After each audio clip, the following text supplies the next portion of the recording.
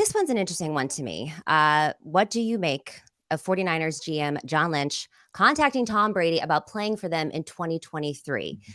Which I'll go ahead and start on this one. First of all, this is slightly misleading of a question, whoever asked us this one, because I read the article and basically all John Lynch said that he did was congratulate him on a great career. He wasn't exactly asking him about playing for them in 2023. I have been dying on this Tom Brady is not coming to the 49ers hill for at least a year now. I don't think it makes sense for the 49ers. Yes, I do know that we need a quarterback, probably a veteran presence, because we've got these young guys. We don't know how Trey Lance is going to end up working out. He's injured. He had 2 surgeries on his ankle this season. You got Brock Purdy, who's also maybe not going to be available until training camp or a little bit after that. But I'm thinking like a cheapie, a 1-year deal, cheapie veteran guy, someone like Tom Brady. It's too expensive. And I just don't think that we need him. And we, as a player and a member of the 49ers, that's how I'm speaking. I mean, I think we, as not a 49ers fan, but we as in people who produce content for the NFL need Tom Brady to go to the 49ers. Come on back, Tommy. Come on back and let's get weird of the Trey Lance battle and Tom Brady there. I mean, I think it's like nothing would surprise you with Tom Brady because that dude is. But don't you think that he's like in dad mode now? It feels a little different to me than himself he's in his underwear, like on Twitter. Like that's a man who needs attention.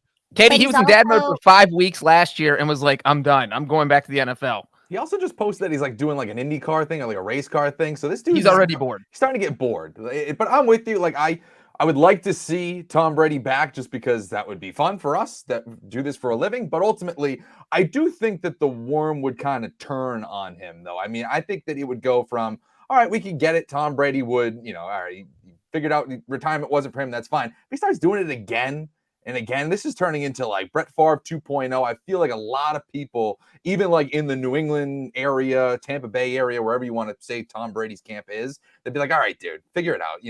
Bleeper get off the pot in terms of retirement or not.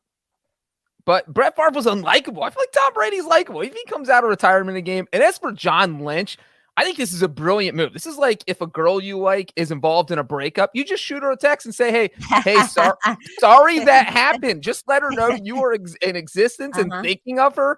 And then maybe someday down the road, she sends you that text back because she's ready to go out on that date again. And that's what Lynch is doing here. This is, hey, if you're thinking about coming back, I'm not saying this in the text. I'm just saying congratulations on your career.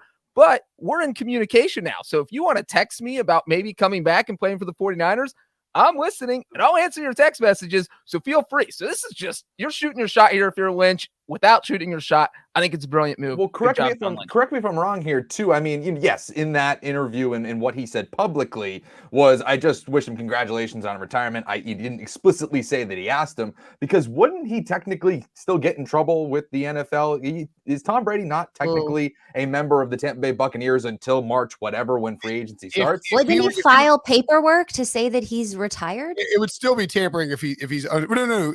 Yeah, it would be tampering until he's actually until he's not under contract. And look, but let's not go past the fact that Tom Brady went 8-9 with the Buccaneers last year. They had a negative 45-point differential. They got spanked in some of those games. Yes. It could have been even uglier for Tom Brady. And while the 49ers have a much better roster and you think that he would fit in very well, what if he is too old? And what if he does want to take the approach where, he wants to, pull the Belichick and get out a year early rather than a year late? I mean, that to me is maybe the biggest reason why Tom Brady would stay retired. Well, I'll even say this, and Katie, you can speak better to this, but does he, I know that they would cater the offense to a Tom Brady if he decides to arrive, but with Kyle Shanahan, he kind of wants their quarterbacks not necessarily mobile, but to go out on boots and all that kind of stuff, which Brady doesn't do. Yeah, and that was kind of the whole thing with Jimmy Garoppolo, is he wasn't that, obviously health is the biggest thing with Jimmy Garoppolo, but that he wasn't that mobile, and that's why they went and moved hell and high water in order to get Trey Lance. But the Trey Lance thing is interesting to me because I know that Kyle Shanahan took a lot of heat this year for a lot of these injuries to quarterbacks or running backs were running up the middle, and why is he continually calling to run up the middle? When it comes to someone like Trey Lance, and I'm curious what you guys think of this, do you think it was because the Trey Lance couldn't get to the outside, and that's why there were some plays of him running up the middle? And by the way, I should also point out that Tom Brady at age 45, and I'm not that I'm close or anything like that. Not close. No, right. I'm not that close. A friend of mine recently pointed out in very mean fashion that at age 50, you're eligible for AARP. Like Tom Brady's 5 years away from AARP. I don't know if he should be on the football field. You know what I mean? When you look at him in that last playoff game, he looked AARP.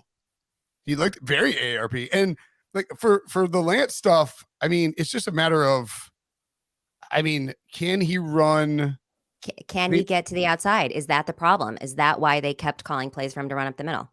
But if he can't run to the outside, like what's the point of Trey Lance existing? Right. Like if he's not fast enough, not existing, but you know what I mean? Like, what is the point of what is he doing on this planet? I mean, the whole point is he was supposed to be this crazy athlete who could bring the mobile dynamic to the couch. How much of him did they actually see? I mean, there's not much. You could get me talking about this for a long time. I never thought that we should have drafted Lance. And it's not that I don't like Lance or think that he's a nice person, but we haven't seen him play football in going on 3 years now.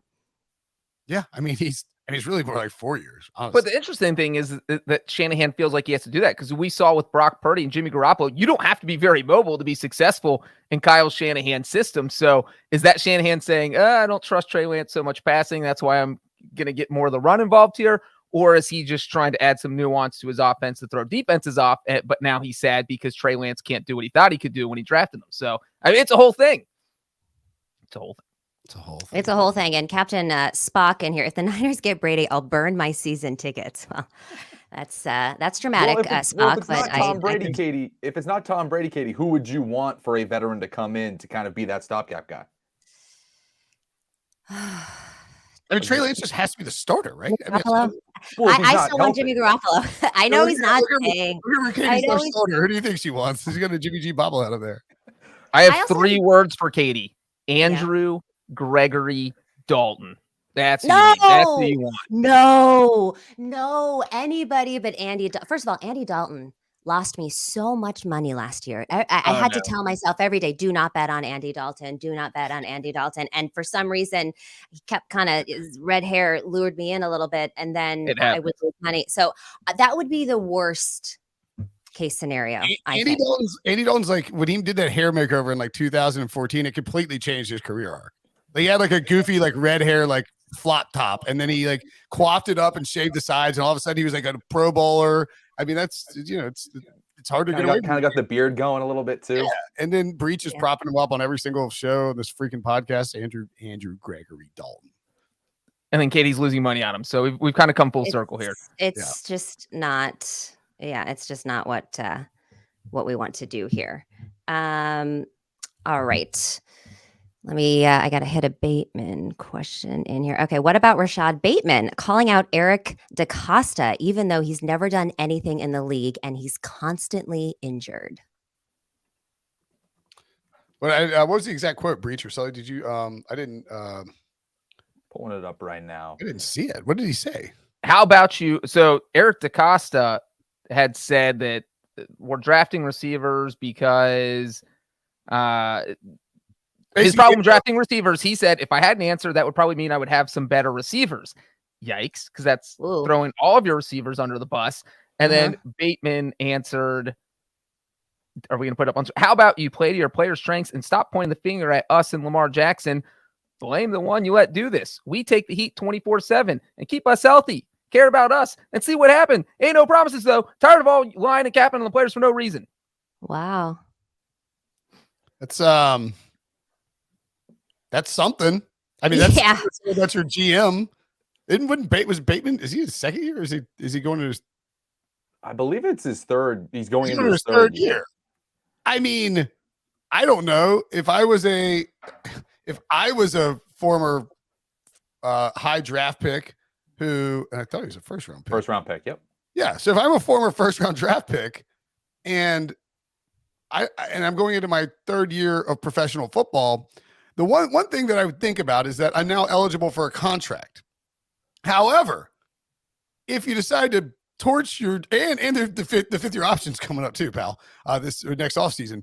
So if you decide to like blowtorch your GM to the ground on Twitter, over the fact that, they're just going to keep swinging at wide receivers, even though they haven't been productive. When you've got 61 catches for 800 yards and 3 touchdowns in your first 2 seasons of your career, I don't know, man. Maybe just don't do that. And, that's especially true when all of a sudden you start talking about 6 games that last year they trade Hollywood Brown to almost ascend you to be the wide receiver 1, and you don't really answer that bell. I mean, that's a tough thing to kind of take your side fully here. Yeah. Jojo Sanchez says, what are the chances Bateman is traded if Lamar signs elsewhere? He's clapping back at the GM, LOL, and hasn't really done anything. Yeah. I think it's crazy. The problem is you've got him for, you have this year to see what he does, and you get this new Todd Monken offense coming in. So, in theory, it's going to be a little, maybe more. I mean, I don't know. It's going to be like crazy, more pass heavy, obviously, but it's going to just more. It's not going to be like full Greg Roman. So you're going to see some more passes regardless of who the quarterback is. And I think that, with Bateman, you're going into your 3rd year. You have at least 2 more years of team control. So you could trade him, but he has at least been, productive-ish when he's on the field. It seems like this is sort of more of a motivational thing, and it just backfired with Rashad Bateman being unable to handle any type of criticism. Yeah, I don't know if they would get rid of Bateman. If it's a thing between him and the GM, then sure, yeah, maybe that leads to a divorce of these 2 sides. But I don't know if it has much to do with Lamar Jackson's situation, because even if you get rid of Lamar Jackson, you're getting a king's ransom, probably in the top 5, top 10 in the NFL draft. You're drafting a quarterback without selection, you would think. And so you're going to go young anyways. You have a young wide receiver. You might as well see if that guy has chemistry with Bateman. So no, I don't know if that necessarily coincides with one another. I just don't know if I think athletes and Twitter sometimes are not a good combination. I feel like there's so many that have been getting them, obviously everyone's a human being. You get emotional, you want to respond to something, and then you just bash your GM on Twitter. Yeah, not a smart career move, as Will said. Not really a smart career move. But it is worth pointing out that the Ravens do need to, whether or not they figure out the Jackson thing or not, they do need to draft better at wide receiver, or at least deepen that unit. I mean, I think we've seen a ton of mock drafts with them at 22, taking Zay Flowers out of Boston College, or whatever kind of guy falls to them at that spot. I think that's probably the best move for them. And let's not forget that also in that tweet, he said, keep us healthy. And the Ravens training room got a C on this latest NFL PA survey. And Bateman had at least 2 former Ravens players come out on Twitter and back him up, saying, yeah, the training staff is garbage, and this is why I missed several games. And, people pointing out that Bateman didn't miss any games in college, didn't have any problem staying healthy, got to Baltimore, and now can't stay healthy to save his life. So, maybe where there's smoke, there's fire. Maybe there's something to his complaints. And I'm sure the Ravens didn't want their dirty laundry aired out like this. But it's out there now. And now they have this and the Lamar Jackson thing. That's a lot of fires to be putting out in the offseason with a lot of your key players. Yeah. All right. Well, let's move on here and let's talk about Aaron Rodgers. He's always a fun one to talk about. Why does Aaron Rodgers find ways to make himself a story every offseason? Is it intentional? I think it's actually a Stockholm syndrome type of thing, stemming back from like Favre did exactly this to Aaron Rodgers, and Rodgers is like so calm and quiet and cool about it, and now it's like, Jordan Love's just sitting back there being quiet, being a good teammate, and Rodgers, you just always thought Rodgers would never do this because Brett Favre had done it to Rodgers, and he's doing the exact same thing to the point where he's like, doing the darkness retreats, right? And I mean, it's like it's every offseason. I just think he's a weird guy. I think he's just a weird guy. And, he likes to take ayahuasca and he likes to go on darkness retreats. And, he was involved with Shailene Woodley for a second. He doesn't like his family very much. Like, I think he's just interesting to all of us because he's very good, future Hall of Famer. And he's just kind of weird. So he does a lot of weird stuff in the offseason. So, of course, we're going to talk about him. I'm not sure it's intentional. I think he is intentionally strange. I can't wait till we get the hate mail from the Shailene Woodley fans saying, lumping that in as he's weird. Like hating his family, that's a little weird. Locking yourself in a dark room for 4 days, that's a little weird. But dating Shailene Woodley, that's not weird. Okay. Let me walk that back. Okay, good point. Let me walk that back. Dating her and being engaged to her is not weird, but as quickly as it happened and as quickly as it fell apart, that's just kind of like tabloid fodder. It is all weird. I'll just say real quick that I think it's 100% intentional what he's doing. Look, Aaron Rodgers is a 4-time MVP. He's a superstar quarterback. He knows that anything he does is going to be put under the microscope, especially in an offseason like this year and last year where he's the main focus. People want to know what he's going to be doing. So when he says, yeah, I haven't decided yet, I'm going to lock myself in a room with no lights for 4 days, people are going to write about it and pay attention to that. And he knows that. And he's saying it on the Pat McAfee show. He is very well aware of just the kind of media firestorm that he brings. And I think he secretly enjoys it. I was going to say, like, look, I don't have many great qualities. I'm at least self-aware. And I do know that if I was like Aaron Rodgers, I might be milking the thing for attention. Like, I'm not saying I would do a darkness retreat, but I would definitely be like laughing at the NFL that I'm just like hammering ayahuasca in the off season. You know, like, and how does that pass through all of the you can't do any kind of, obviously no kind of drugs or performance enhancements, but ayahuasca doesn't count. That I don't get. Yeah, I think it's because he did it, and he did it at a time where it was like out of his system before the drug tests were an issue, I guess. I'm not 100% sure. I don't think that DMT or whatever is in ayahuasca is like legal according to the NFL law. No, yeah, the NFL doesn't test for the main ingredient, the drug ingredient in ayahuasca. So that is the reason why he can't get in any trouble. There you go. Well, although I'm sure they would prefer the list. How'd you know that, Breech? Because I did something called research, Brinson. Something the you know.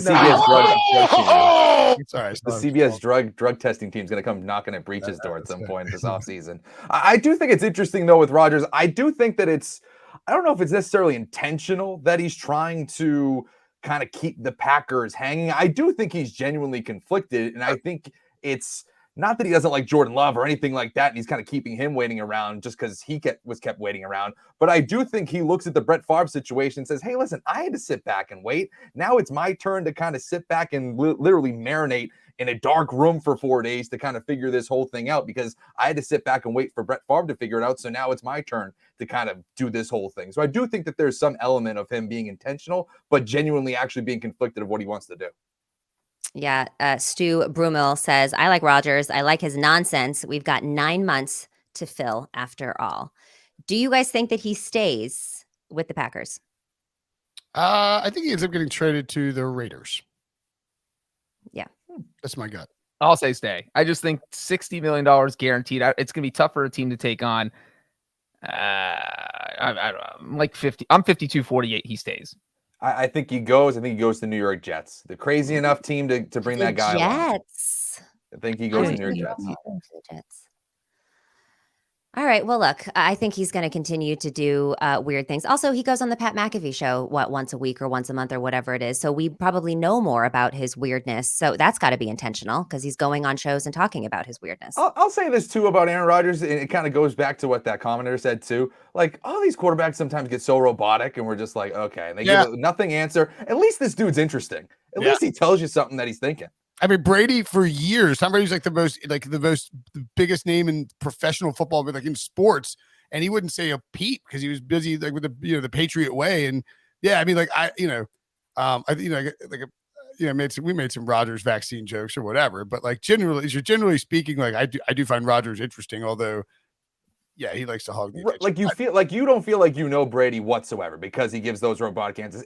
For better or worse, and you might think he's weird, but at least you kind of know who the guy is. I'm with you. I mean, I'm a little hypocritical on it, I think, sometimes too, because I'm like, Rodgers is so annoying. I'm like, actually, I kind of love Rodgers and like all of the stuff that he does.